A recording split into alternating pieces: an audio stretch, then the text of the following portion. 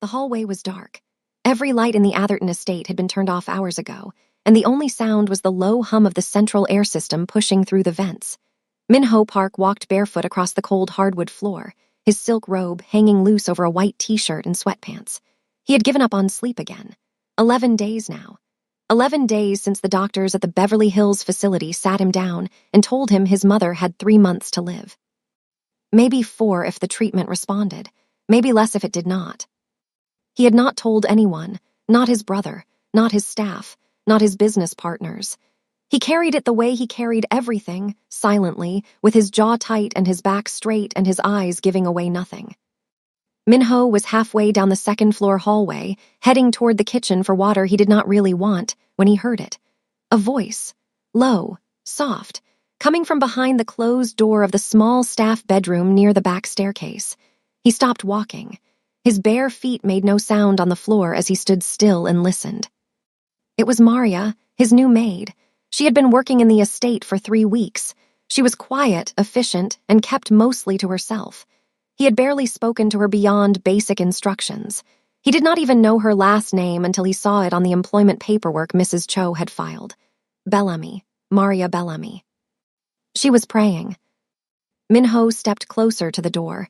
He told himself he was not eavesdropping. He was just passing by. But his feet did not move past the door.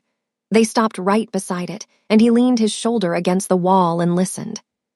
"Lord, I am asking you to cover this house tonight," Maria said. Her voice was barely above a whisper, but the walls in this part of the estate were thin, and the hallway was silent enough to hear a pin drop. "I am asking you to touch Mr. Park. I do not know what is wrong, Lord, but I can see it. He walks through this house like he is carrying something that is too heavy for one person. He does not eat. He does not sleep. I hear him packing at night, Lord. I hear him walking these halls like a ghost, and it breaks my heart because nobody in this house seems to notice." Minho's breath caught in his throat. "Whatever is hurting him," Maria continued, "whatever is stealing his peace, I am asking you to lift it. He does not know me. He probably does not even remember my name. But I see him, Lord, and I am asking you to let him know that he is not alone, even if he never finds out I prayed this, even if he never knows. Just let him feel it. Let him feel that somebody cares." Minho pressed his back flat against the wall. His jaw was so tight that his teeth ached. His eyes burned. He blinked hard. Then again. Then a tear slid down his left cheek and he could not stop it. Another one followed. Then another. His chest shook with the effort of keeping silent.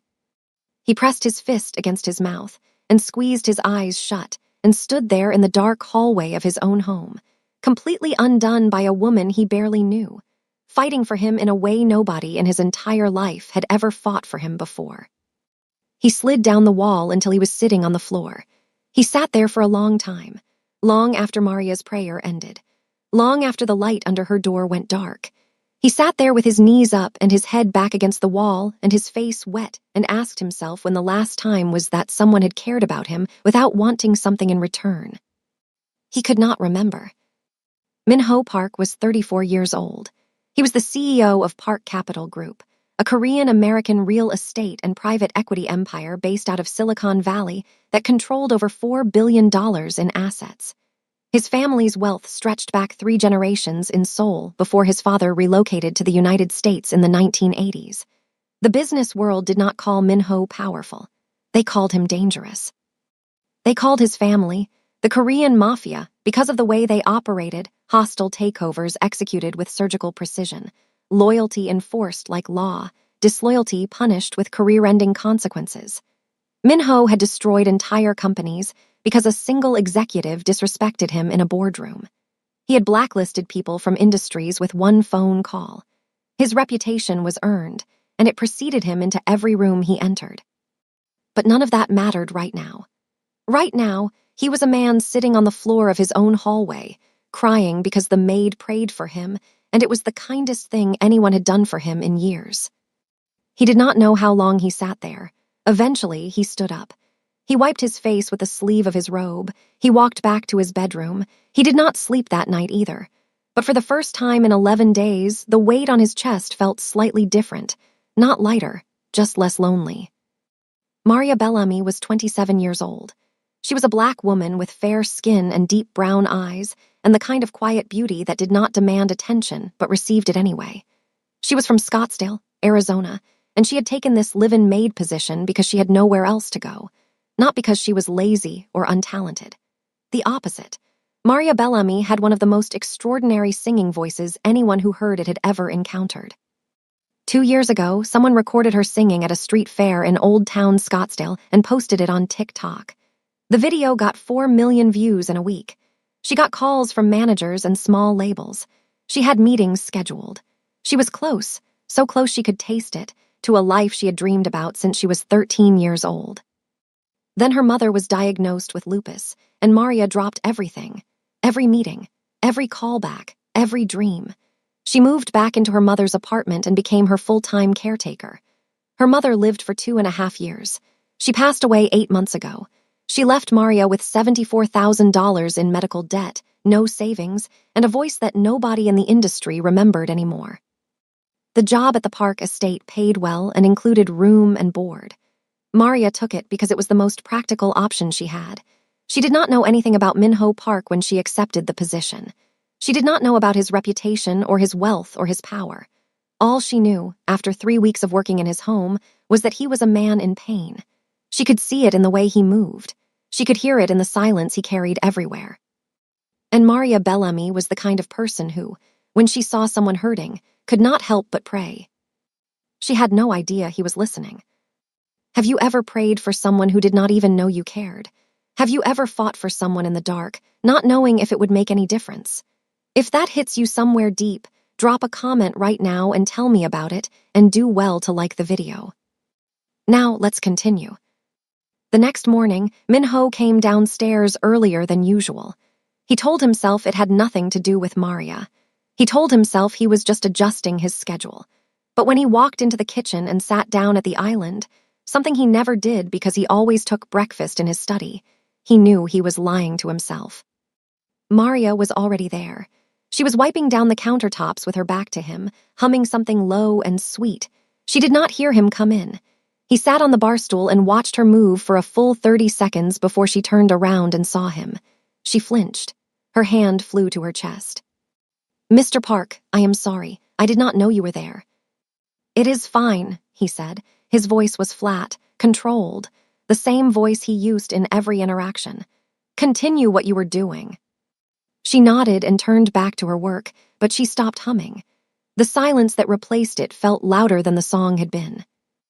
Minho's house manager, Mrs. Cho, walked into the kitchen 45 seconds later and stopped dead in her tracks.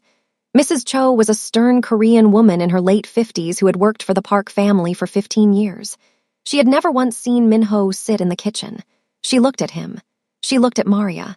She said nothing, but her eyes said everything. Later that morning, Maria called her younger sister Naomi. She did this every day at 7, sitting on the small bench outside the staff entrance where she got the best reception. Naomi was 22, a senior at Arizona State, studying early childhood education. She was bright and talkative and had no idea how bad things had gotten for Maria after their mother died. Maria had made sure of that. She still sent Naomi $300 a month, even though some months it meant Maria could not afford to replace her own shoes. Naomi thought Maria was doing fine. Maria let her believe it. That afternoon, the estate chef, a Filipino man named Ramon who had been cooking for wealthy families in the Bay Area for 20 years, was prepping dinner in the kitchen. Maria was nearby, organizing the pantry. Ramon looked over at her and said, "Sing something." Maria shook her head. "I do not really sing for people." "Girl, I heard you humming this morning. You think these walls are thick. They are not. Come on, sing something. This kitchen is too quiet." Maria hesitated. Then she started, softly at first, almost under her breath. She sang, "His Eye is on the Sparrow," an old gospel hymn her mother used to sing every Sunday morning while making breakfast. By the second verse, her voice had opened up. It filled the kitchen. It filled the hallway beyond the kitchen. It went through the open windows and floated out to where the groundskeeper, a retired Mexican-American man named Gus, was raking leaves near the garden wall. Gus stopped raking. He stood there with both hands on the rake and listened. Ramon stopped chopping. He put down the knife. By the time Maria reached the chorus, his eyes were wet. He wiped them with his apron and shook his head slowly. "Girl," he said when she finished, "what are you doing cleaning toilets?" Maria smiled, but it was the kind of smile that held sadness in its corners. "Cleaning toilets pays the bills, Ramon. Singing does not." Upstairs in his study, Minho's door was open. He had heard every note. He sat at his desk with his laptop open in front of him, but he had stopped working the moment her voice reached him. When the song ended, he leaned back in his chair and stared at the ceiling. The silence that followed felt like something had been taken away. That evening, Minho took a phone call that changed the temperature of everything. Victor Hale was on the other end. Victor was a real estate mogul based in Palo Alto, a ruthless American businessman who had been trying to undercut Park Capital Group for years. He was charming in the way that venomous things are sometimes beautiful, pleasant to look at, dangerous to touch. "Minho," Victor said, his voice smooth and casual. "I heard about your mother. I just wanted to call and offer my condolences." Minho's hand tightened around the phone. The information about his mother's diagnosis was private, extremely private. Only his brother Seo-jun and his mother's medical team knew. "Where did you hear that?" Minho asked, his voice dangerously calm. "People talk," Victor said. "You know how it is." Minho ended the call without responding. He sat in his study for a long time, staring at the phone. Someone in his inner circle was leaking personal information to Victor Hale. Someone close to him was betraying him, and he did not know who. That night, Minho walked the hallway again. He slowed near Maria's door. He listened. There was no sound this time. She was already asleep. He stood there for a full minute anyway, feeling the ghost of her prayer still hanging in the air, before turning and walking back to his room alone. Every Wednesday and Sunday, Minho drove to Beverly Hills to visit his mother. Eunice Park was 61 years old and had been the backbone of the Park family long before the empire existed. She was small, elegant, and sharper than most people half her age, even now, weakened by the illness that was slowly claiming her. This Wednesday, Minho arrived at the private medical facility to find his younger brother Seo-jun already in the room. Seo-jun was 29, the opposite of Minho in almost every way, warm, expressive, openly emotional, and deeply resentful that Minho had inherited control of the family business simply for being the firstborn. He believed Minho was cold, calculating, and cared more about the company than about the people in his life. "You are 30 minutes late," Seo-jun said, without looking up from their mother's bedside. "I had a meeting." "You always have a meeting." Their mother's eyes were closed, but she was not asleep. "Stop," Eunice said softly. "Both of you, I am too tired for this today." They sat in silence for a while. Then Seo-jun said something that cut deep. "If this was a board meeting, you would have been on time, but it is just your mother's hospital room, so it can wait." Minho's jaw tightened. "You do not know what you are talking about." "I know exactly what I am talking about.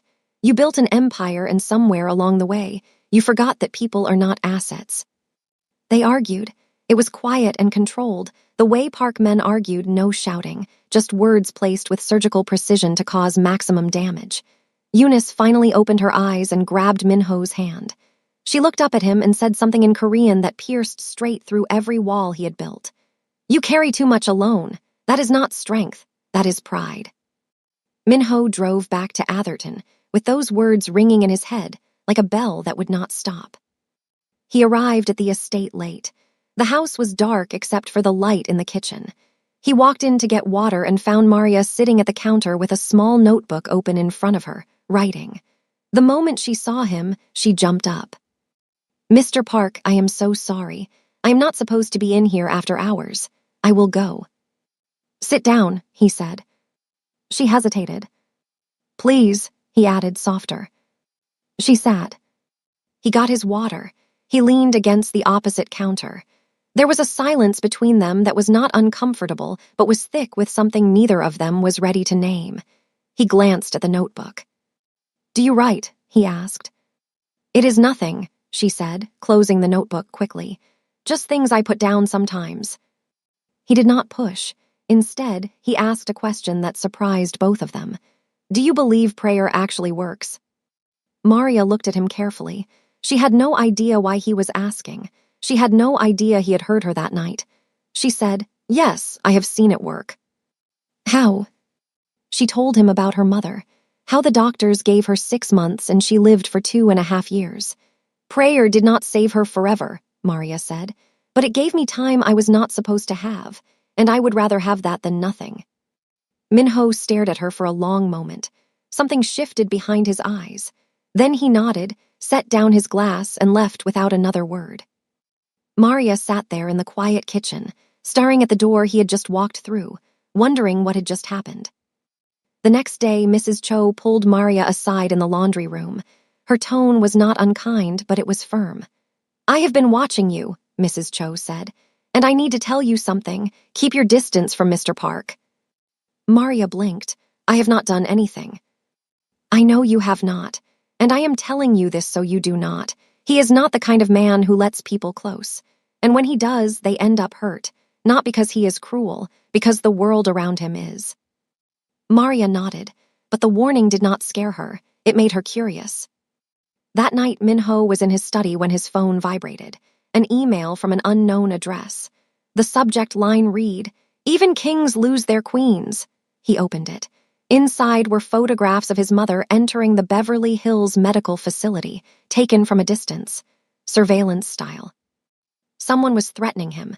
They knew about his mother. They knew his only weakness. Minho closed the laptop. His face was perfectly still, but his hands were shaking. Minho called Darren Cole first thing the next morning. Darren was his head of security, a former military operative who had been working for the Park family for 6 years. He was calm, methodical, and the only person Minho trusted with anything classified. Minho forwarded the email. Darren traced it to a proxy server but could not pinpoint the sender. "It is professional," Darren said. "Whoever did this knows what they are doing." Minho suspected Victor Hale, but suspicion was not proof, and Minho did not act on anything without proof. He doubled security around his mother's facility. He became colder, more withdrawn. The staff noticed. Ramon told Maria that Minho had not eaten a full meal in 2 days.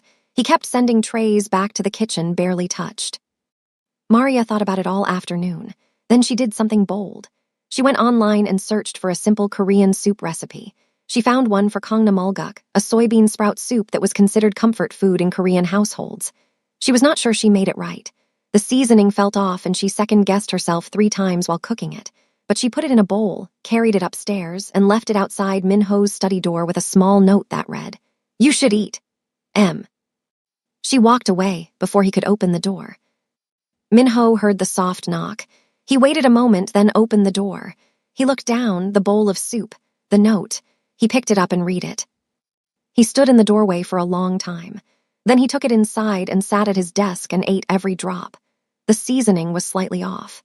It was not his mother's recipe, but it was the most meaningful meal anyone had made for him in years because nobody asked Maria to do it. Nobody expected it. She just saw that he was not eating and she did something about it. He kept the note. He put it in the top drawer of his desk. He did not examine why. 2 weeks later, Ramon's daughter was getting married. The reception was at a venue in Palo Alto, and Ramon had been talking about it for months. He asked Maria to sing at the wedding. She refused at first. She had not performed in front of a real audience in over 2 years. The idea of standing in front of strangers and opening her mouth made her chest tight.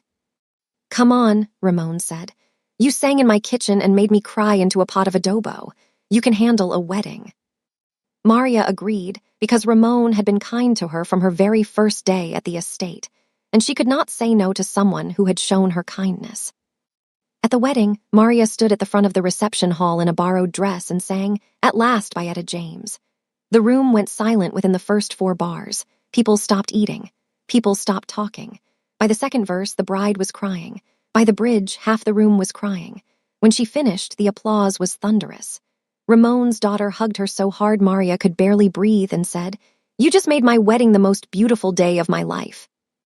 Maria cried in the bathroom afterward, not from sadness, because she had forgotten what it felt like to be seen for the thing she was put on this earth to do. Mrs. Cho mentioned the wedding performance to Minho casually 2 days later. Minho said nothing. But that evening, he pulled up the video that one of the guests had posted on Instagram. He watched it 3 times. He watched the way Maria closed her eyes when she sang, the way her body seemed to disappear, and her voice became the only thing in the room that was real. He saved the video to his phone. A few days later, Maria was cleaning the estate library, which was Minho's favorite room. Floor-to-ceiling bookshelves, leather chairs, a fireplace that was never lit. She did not realize Minho was sitting in the high-backed chair in the far corner, partially hidden by the angle of the shelves. She started singing softly, something original, something from her notebook. The lyrics were about feeling invisible in a world that only valued what you could produce. When she finished, Minho said quietly from the chair, "That is yours, is it not?" Maria nearly dropped the book she was holding. She spun around and saw him sitting there, her face flushed with embarrassment. "Mr. Park, I did not know you were in here. I am so sorry." He was not smiling, but his eyes were different, softer than she had ever seen them. "You should not be cleaning houses," he said. Maria straightened her shoulders. "Cleaning houses pays the bills, singing does not." "It should," he said. He held her gaze. She held his. The silence between them was so full it could have filled the entire room. Then she looked away, picked up her cleaning supplies, and left. Minho sat in the leather chair and stared at the space where she had been standing for a very long time. That weekend, Minho attended a business dinner in San Francisco. Victor Hale was there. Minho had not expected him. Victor approached his table during the cocktail hour, all smiles and casual confidence. They exchanged the kind of pleasantries that were not pleasant at all. Then Victor leaned in slightly and said, "I heard you hired a new songbird at that big estate of yours. Talented girl, from what I hear." Minho's blood went cold. Victor should not know anything about his household staff. The leak was closer than he thought, and now Victor Hale knew about Maria. Minho launched a full internal investigation. Darren Cole began monitoring the communications of everyone in Minho's inner circle, his executive assistant, his 3 closest business partners, and every member of the household staff. Minho hated it. He was a private man being forced to spy on the people closest to him, and it turned his stomach. But he did it anyway, because someone he trusted was handing pieces of his life to a man who would use them as weapons, and he could not let that continue. While the investigation ran in the background, something else was happening. Something Minho could not control with meetings and security protocols. He was falling. It started small. He began finding reasons to be in whatever room Maria was in. He would bring his laptop to the kitchen and work at the island while she cleaned. He would ask Mrs. Cho to have Maria organize the library shelves, even though they were already organized. He asked Maria to sing while she worked, and she did shy at first, then more freely, her voice filling the rooms of the estate like sunlight. Then came the moment that changed everything. Minho was on a video call with his mother. It was a Sunday afternoon. He was in the living room with the phone propped up when Maria walked through on her way to the laundry room, humming. Eunice heard the humming through the phone, and her face changed immediately. "Who is that?" Eunice asked. Minho hesitated. Then he turned the phone so his mother could see Maria, who had stopped walking and was now standing awkwardly in the middle of the room. "You," Eunice said, her voice brightening in a way Minho had not heard in weeks. "You sing like an angel. Come closer." Maria looked at Minho. He nodded. She walked closer to the phone, nervous, and smiled politely. "Hello, Mrs. Park." "Sing me something," Eunice said. "Please, anything." Maria looked at Minho again. He did not say anything, but something in his expression said go ahead. So Maria sang Amazing Grace. Just the first verse and chorus, soft and unadorned. Eunice's eyes filled with tears before Maria reached the second line. By the time the chorus ended, Eunice was crying freely. Minho watched his dying mother smile for the first time in weeks. Because of Maria. Because of this woman who cleaned his bathrooms and prayed for him in the dark and had no idea the power she carried in her voice and in her heart. After Maria left the room, Eunice spoke to Minho privately. "She has a good heart," Eunice said. "I can hear it in her voice. Do not let that one go." "Iyama, she is my maid," Minho said. "And your father was a fisherman's son before he built an empire," Eunice replied. "What is your point?" Minho had no answer. 3 days later, Darren Cole walked into Minho's study and closed the door. His face was the kind of carefully blank that meant bad news. He sat down across from Min-ho and said, "I found the leak." "Who?" Darren slid a folder across the desk. Inside were screenshots of text messages, emails, and phone records. Min-ho opened the folder. He read the first page. He read the second page. Then he stopped reading and sat perfectly still. The leak was Seo-jun, his own brother. Seo-jun had been communicating with Victor Hale for 4 months.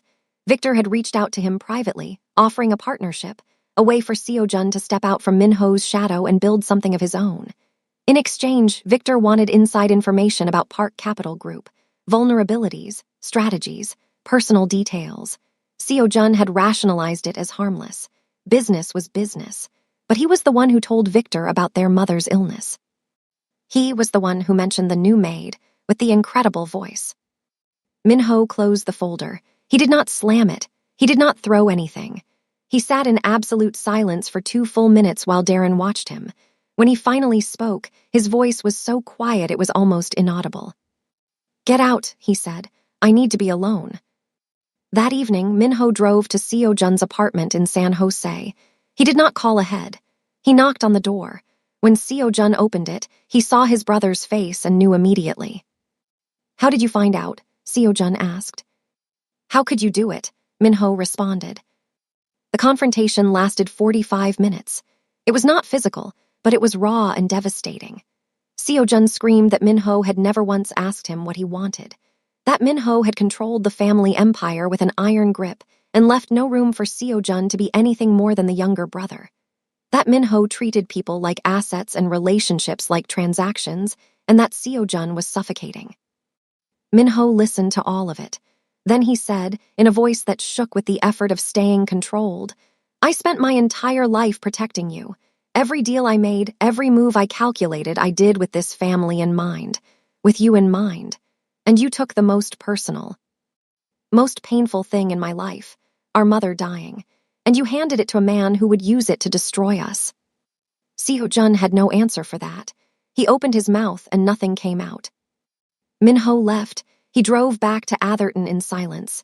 He did not turn on the radio. He did not make any calls. When he walked into the estate, Maria was in the hallway. She took one look at his face and knew something was deeply wrong.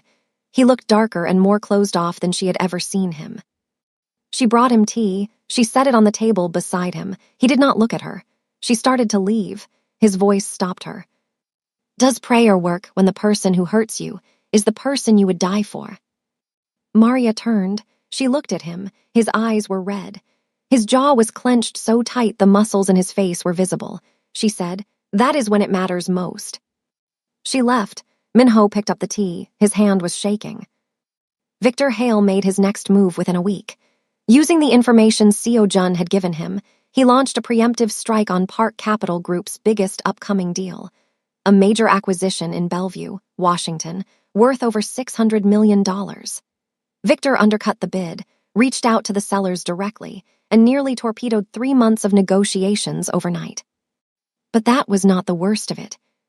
A man in a suit arrived at the Park estate. He was polite and professional. He asked for Min-ho by name. When Min-ho came to the door, the man handed him a leather folder and said, "From Mr. Hale," with his compliments.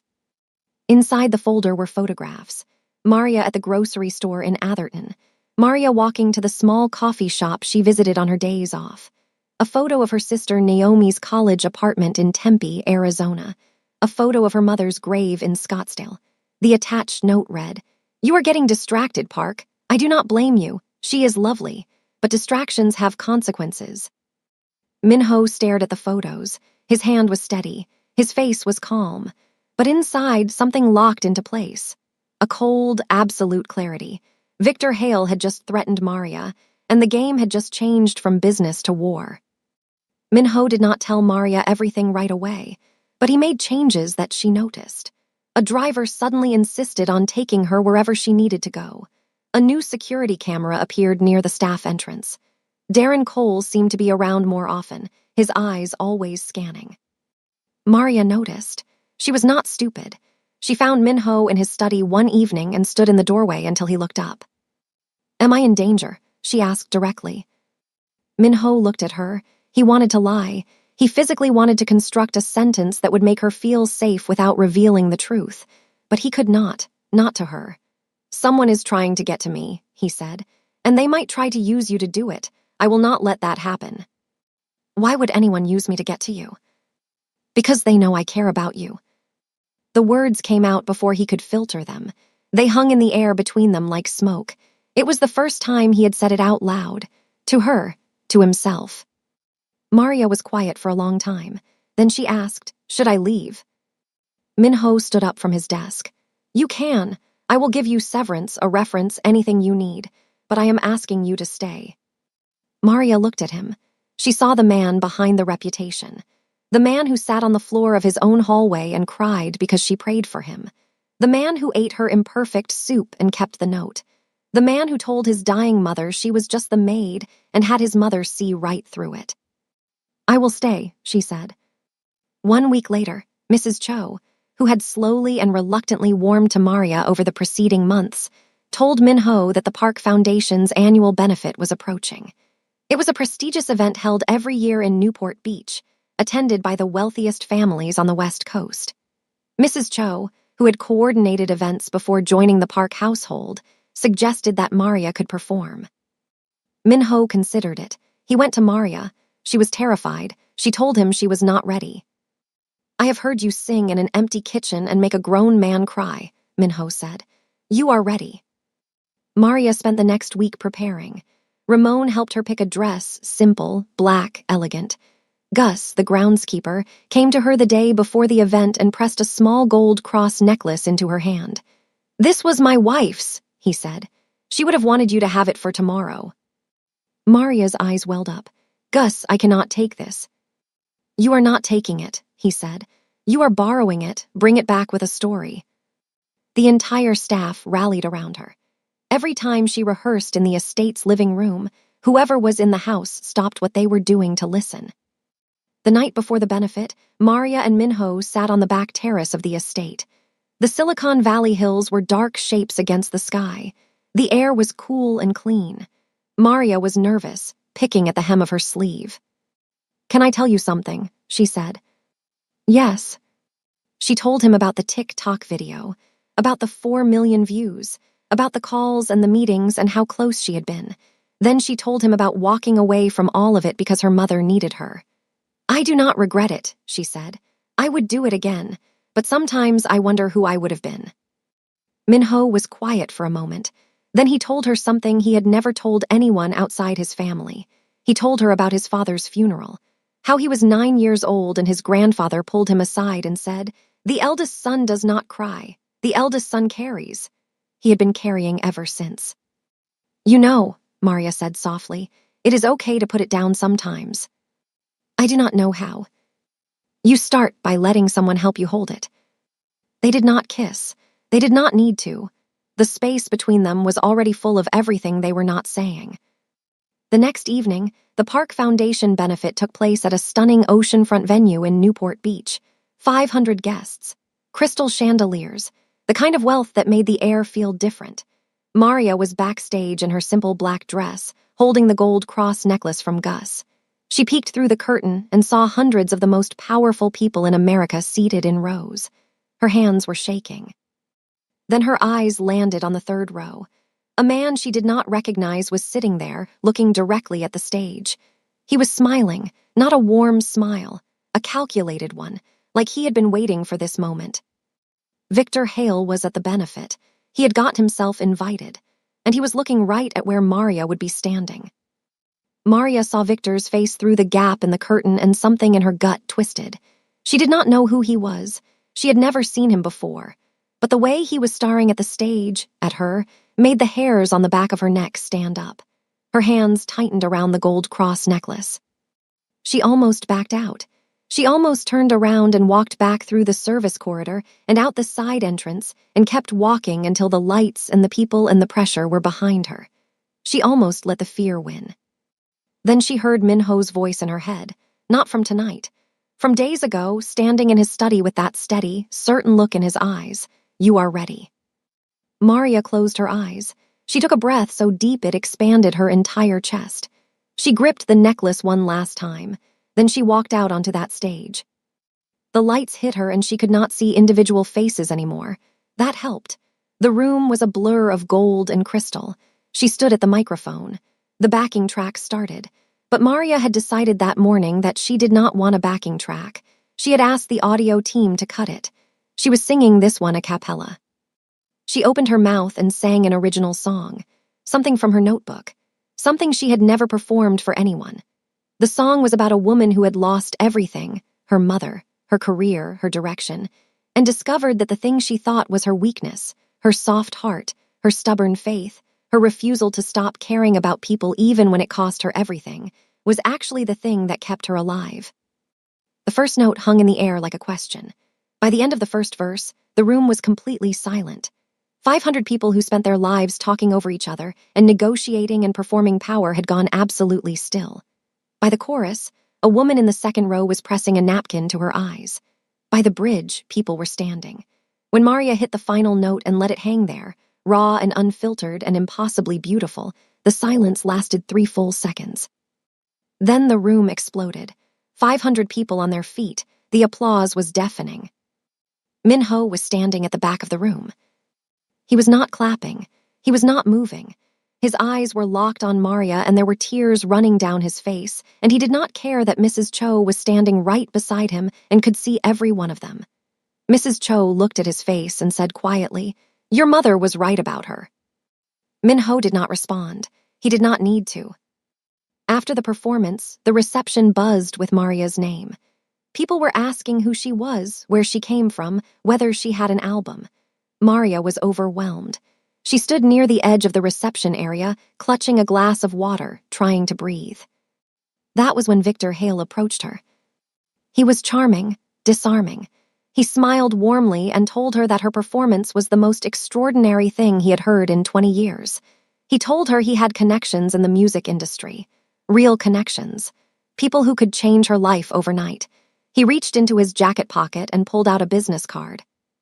"I would love to help you," he said, extending the card. "No strings attached." Maria looked at the card. Something in his voice felt rehearsed, like every word had been chosen in advance. Before she could respond, a hand appeared between them. Minho.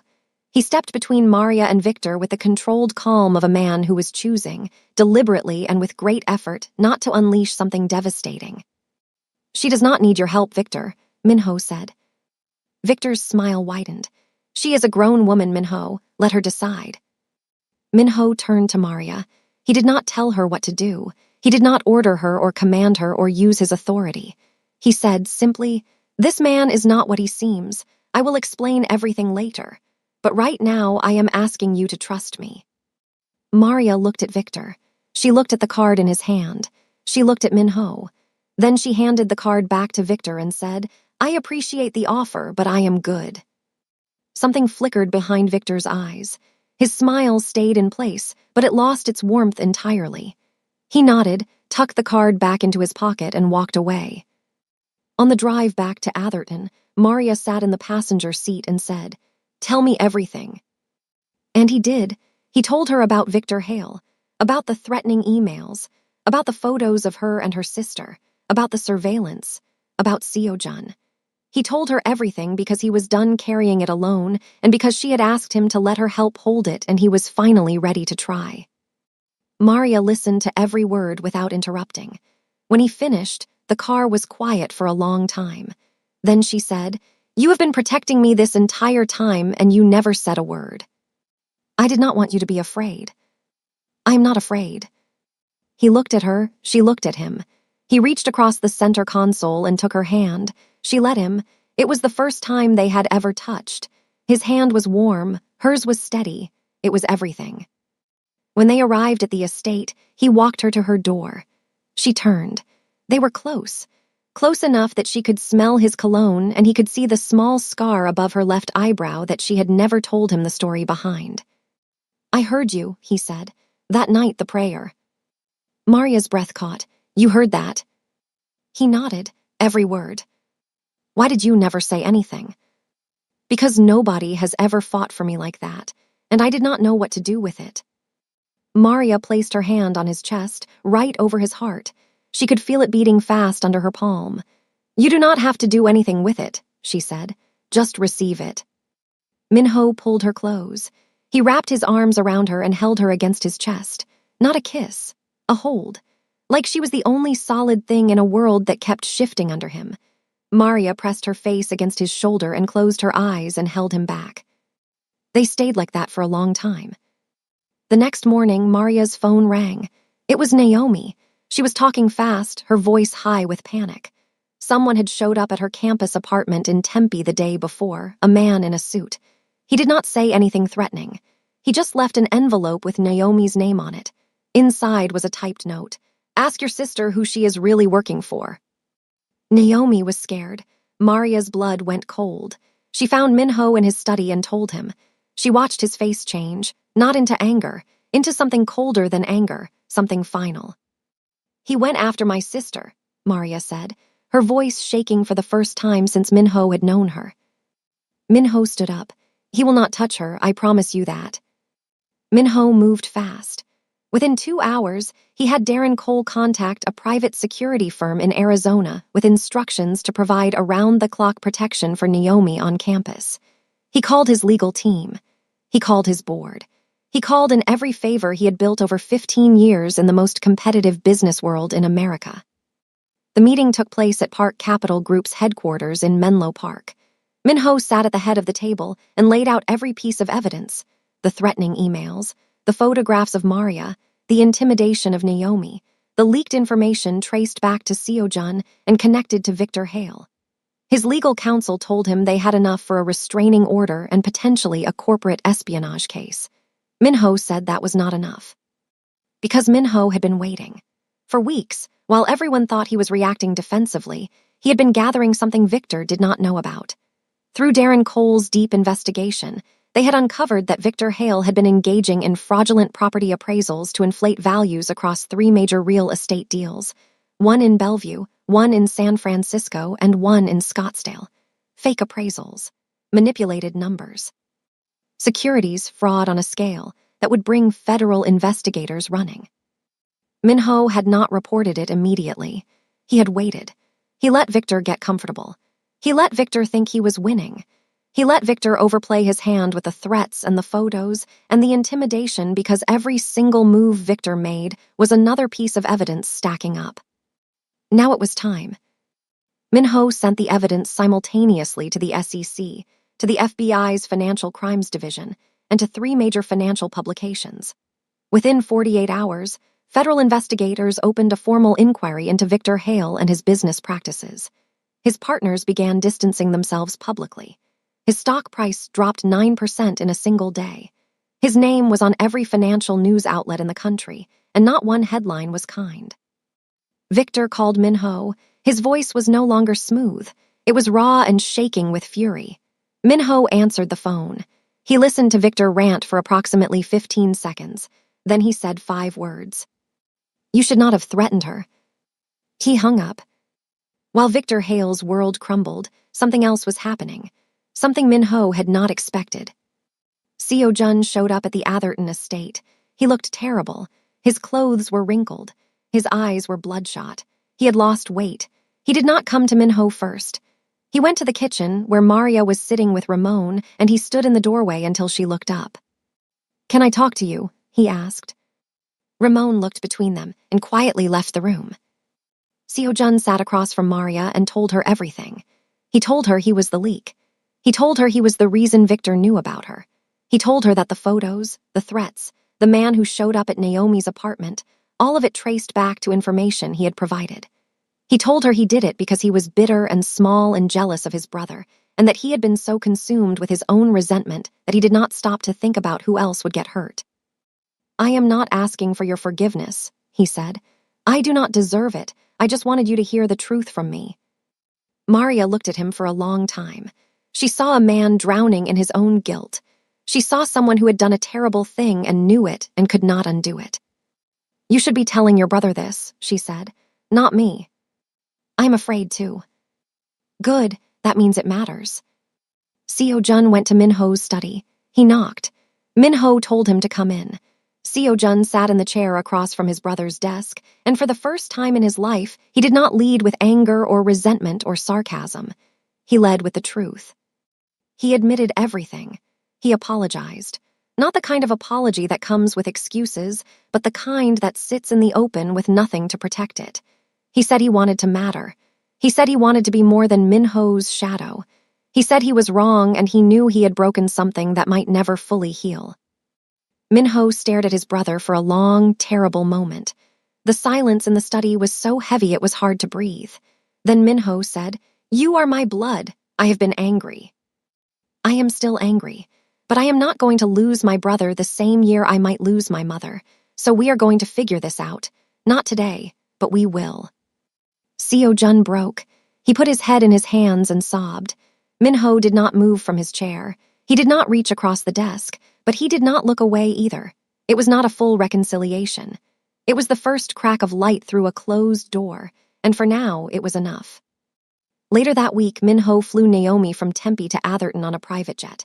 When Naomi walked through the front door of the estate, Maria was standing in the foyer. The moment they saw each other, Maria ran. She grabbed her sister and held her so tight that Naomi laughed and said, "I cannot breathe." Maria did not let go. She cried into her sister's shoulder, not from fear, from relief. From the overwhelming realization that Minho had moved heaven and earth to protect her family without being asked, without wanting credit, without expecting anything in return. That night, after Naomi was settled in a guest room, Minho found Maria in the garden. She was sitting on a stone bench, looking up at the sky. The stars over Atherton were faint because of the ambient light, but Maria was looking for them anyway. He sat beside her. "My mother asked about you again," he said. "She said, 'The girl with the voice, bring her to see me.'" He paused. "She has never asked to meet anyone I have been connected to." Maria smiled. "I would love to meet her." They sat in silence for a moment.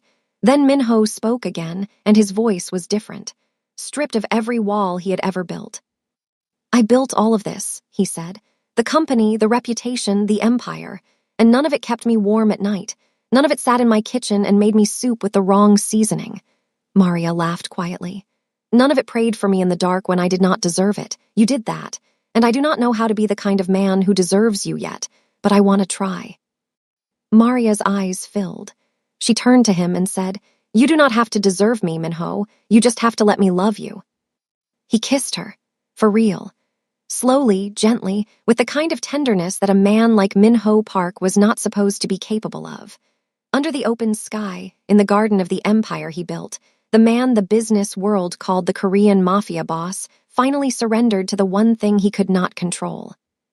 The next morning, Minho received a call from his mother's medical team in Beverly Hills. They needed him to come in, immediately, but the doctor's voice was different this time. It was not grim. It was not heavy. It was surprised. Minho and Maria drove to Beverly Hills together. Naomi stayed behind at the estate with Mrs. Cho, who had already started teaching her how to make Korean tea and was pretending she was not enjoying the company. Maria held Minho's hand the entire drive. Neither of them spoke much. The weight of what might be waiting at the end of the drive was too heavy for small talk. When they arrived at the facility, the lead oncologist, Dr. Ayanna Richardson, met them in the corridor. She was a tall woman with calm eyes who had been treating Eunice for months. Minho had seen many expressions on her face: careful neutrality, clinical concern, measured optimism. But today her expression was something new. She looked genuinely surprised. "Mr. Park," she said, "your mother's latest scans show something we did not anticipate. The tumor has not grown. In fact, it has decreased in size, measurably. The treatment is responding in a way we did not expect based on her initial prognosis." Minho stood very still. "What does that mean?" "It means we have time, more than we originally projected. Possibly a year, possibly longer. We want to continue the treatment aggressively. I am not calling this remission. But I am telling you that what we are seeing is very, very encouraging." Minho said nothing. He turned away from the doctor and put his hand on the wall of the corridor. His head dropped. His shoulders shook once. Maria stepped forward and placed her hand on his back. She did not say anything. She just stood there with her palm flat between his shoulder blades and let him feel that he was not alone. He turned around. His eyes were red. His face was wet. He pulled Maria into him and held her so tightly she could feel his heartbeat hammering against her chest. He whispered into her hair, "You prayed for this." She whispered back, "I prayed for you. God handled the rest." They went in to see Eunice. She was sitting up in bed, looking better than she had in weeks. Her color was warmer. Her eyes were brighter. When she saw Maria walk through the door, her face changed completely. She held out both hands. "So you are the one," Eunice said. Maria walked to her bedside and took her hands. "It is so good to finally meet you, Mrs. Park." "Eunice," she corrected. "You call me Eunice." She squeezed Maria's hands and looked her up and down with the kind of thorough examination that only a Korean mother could deliver in 3 seconds flat. Then she nodded, apparently satisfied. "Sing for me." Maria glanced at Min-ho. He was standing by the window, arms crossed, watching them with an expression she had never seen on his face before. It took her a moment to identify it. It was peace. Maria sang, softly, gently. She sang, "It is well with my soul." Her voice filled the small hospital room like something warm and golden. By the second verse, Eunice was crying. By the chorus, the nurse standing by the door had tears running silently down her cheeks. Min-ho stood by the window with his arms still crossed and his jaw tight and tears falling freely, and he did not try to hide them. When the song ended, Eunice looked at her son. She said in Korean, with absolute certainty and the authority of a woman who had built a family from nothing and watched it become an empire, "This one. Keep this one." Min-ho nodded. "I intend to." 3 separate guests at the Park Foundation benefit had posted clips of Maria's performance online. One of them had posted the entire song. Within 4 days, the video had over 2 million views. People were sharing it everywhere. The comments were overwhelming. "Who is this woman? I am literally sobbing in my car right now." Someone sign her immediately. "This is the purest voice I have heard in 10 years. Maria's old TikTok video from the Scottsdale Street Fair resurfaced. Entertainment blogs picked up the story. The narrative wrote itself. A talented singer who gave up her dream to care for her dying mother, took a job as a maid to survive, and was discovered singing at a billionaire's charity benefit. It was the kind of story the internet could not resist. Within 2 weeks, Maria received calls from 2 major record labels and an independent producer based in Los Angeles named Curtis Webb, who specialized in artists with gospel and soul roots. Curtis was in his 50s, soft-spoken, and had spent 30 years in the music industry without ever losing his integrity. He reminded Maria of her mother. He did not make promises he could not keep. He did not flash money or connections. He said, "I heard your voice and I have not been able to stop thinking about it. I think you have something the world needs to hear, and I would like to help you share it if you will let me." Maria signed with Curtis. Min-ho told her, "You do this on your terms, not theirs, not mine, your terms." She chose Curtis because he felt right, because the music mattered more to him than the money, because her mother would have liked him. Maria recorded her first EP in a studio in Beverly Hills over the course of 3 weeks. She wrote every song herself. The title track was called "Behind the Door." It was about a woman who knelt beside her bed one night and prayed for a man she barely knew, a man she could not fix and was not trying to fix, a man she simply asked God to hold because she could see he was falling apart and nobody else seemed to notice. She did not know, when she prayed that prayer, that he was standing on the other side of the door, listening. She did not know that her words would crack him open. She did not know that the most powerful man she had ever met would sit on the floor of his own hallway and weep because someone, finally, fought for him in the dark. When Min-ho heard the finished track for the first time, he was sitting in his car in the parking lot of Park Capital Group's headquarters in Menlo Park. He played it once, then again, then a third time. He sat there with the engine off and the windows up and his head back against the seat and let the song wash over him. He called her. She picked up on the second ring. He said, "You wrote that about me." She said, "I wrote that about us." Seo Jun cooperated fully with the federal investigation into Victor Hale. He provided testimony, documentation, and every piece of communication between himself and Victor. It cost him. Some professional doors closed permanently. Some people who used to take his calls stopped answering. But it earned him the one thing he had wanted his entire life, his brother's genuine respect. Minho offered Seo-jun a position at Park Capital Group, not as a subordinate, not as the little brother who got a courtesy title, as a partner. "I should have done this years ago," Minho said. "I was so busy protecting you that I forgot to make room for you." Seo-jun accepted. They were not fully healed. The scar tissue from the betrayal was still tender. But they were building something new on top of what had broken, and for the first time, they were building it together. Victor Hale's empire crumbled in slow motion. The SEC investigation resulted in formal charges. His assets were frozen pending the inquiry. His partners abandoned him publicly. His name, which once commanded respect and fear in boardrooms from Palo Alto to Manhattan, now appeared only in headlines about fraud and federal investigations. He had made the singular, catastrophic mistake of threatening the one person Minho Park would go to war for. And he lost everything because of it. 6 months later, the Atherton estate was quiet in that particular way it got in the evenings, when the work was done and the light through the windows turned golden and the house felt less like a monument and more like a home. Maria walked down the second-floor hallway. She passed the library where she had first sung for Minho without knowing he was listening. She passed the kitchen where she had made him soup with the wrong seasoning and left it outside his door with a note. She walked to the small staff bedroom near the back staircase, the one she had lived in when she first arrived. She had not slept there in months. She had moved into the main house. But tonight, she wanted to come back to this room. She wanted to remember. She opened the door. The room was exactly as she had left it. Small, simple, the single bed with the white comforter, the window that looked out over the garden. Maria knelt beside the bed. She folded her hands. She prayed. She thanked God for the medical debt that was nearly paid off, thanks to the EP that had already earned more than she ever imagined. She thanked God for Naomi, who had graduated from Arizona State 2 months ago and was starting her first teaching job in the fall. She thanked God for Eunice, who was still fighting, still sharp, still calling Maria every Sunday to ask when she was coming to visit and whether she was eating enough. She thanked God for the music that had finally, after years of silence and sacrifice, found its way back to her. And she thanked God for Minho. She said his name, just like she had that first night.